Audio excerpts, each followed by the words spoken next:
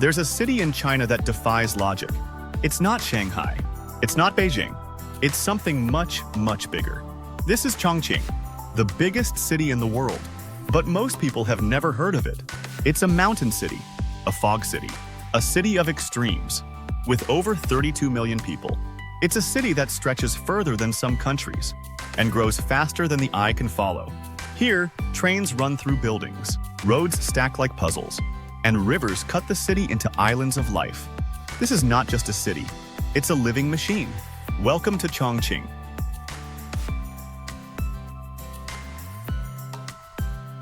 If you love epic places and hidden wonders, hit subscribe. Beyond Borders brings you to the world's most incredible destinations.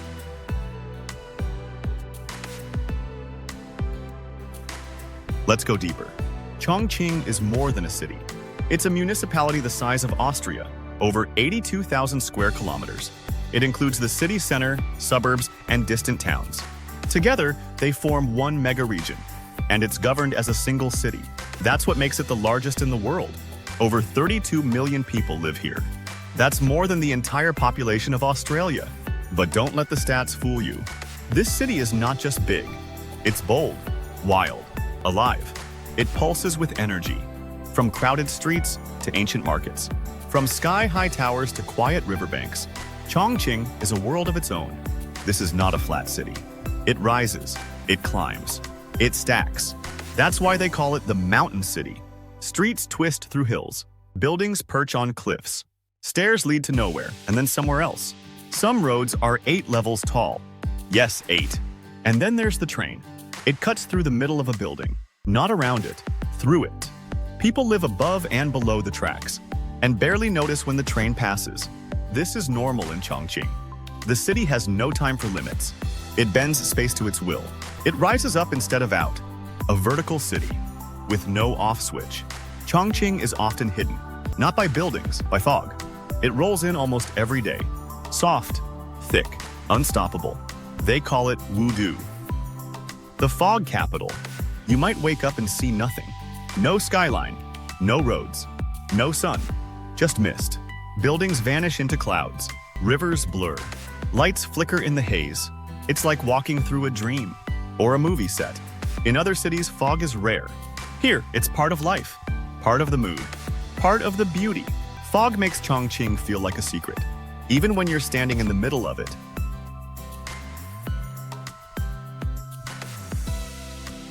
The food. Chongqing is hot. Not just the weather, the food. This is the land of spice, the birthplace of hot pot, a bubbling cauldron of chili oil and fire. Locals eat it in the heat, in the cold, at lunch, at midnight. It's not just a meal, it's a ritual. Restaurants here never sleep. Tables are small, flavors are bold.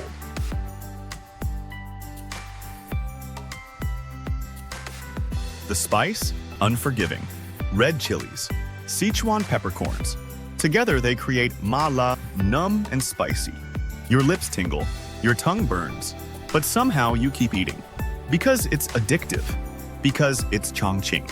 Street food is everywhere. Skewers, rice noodles, fried tofu with chili. You eat as you walk. You sweat as you smile. Here, food is not just culture, it's identity, and it dares you to keep up.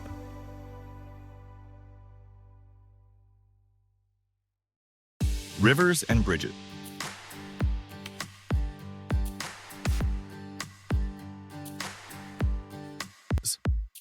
Chongqing is where rivers meet.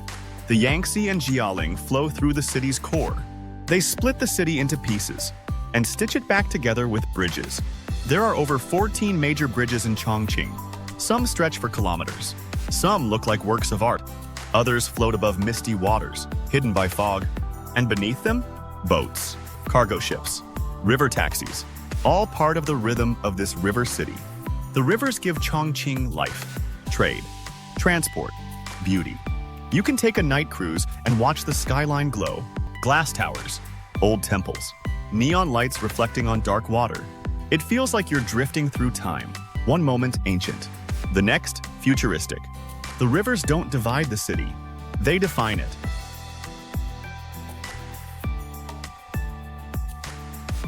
A city in motion.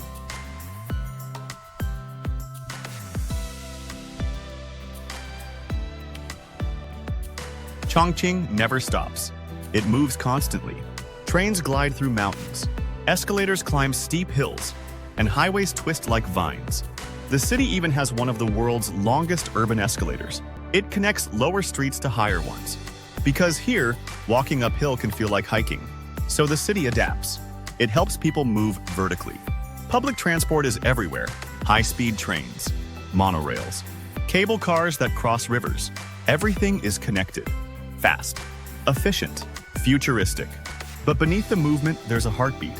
You feel it in the rush of people, in the noise of scooters, in the pulse of neon signs. This city breathes energy. And if you stop for too long, you might get left behind.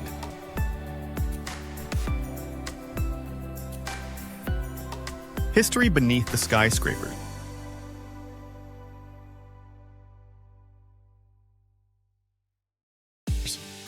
Chongqing is not just new, it's old. Very old. Its roots go back over 3,000 years. Once called Ba, it was a kingdom, a fortress city. Later, a wartime capital during World War II. Underground bunkers still exist, carved into cliffs, hidden behind city walls. They sheltered people during bombings. Today, they serve as museums, as reminders. Ancient temples sit beside modern malls.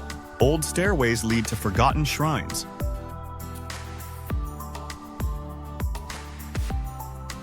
In Tikiku, the old town, history whispers through wooden houses, tea shops, handicrafts, cobblestone paths. It's quiet there, slower, but powerful. Because it shows you the city's layers, the old, the new, the future, all stacked together, just like the streets above.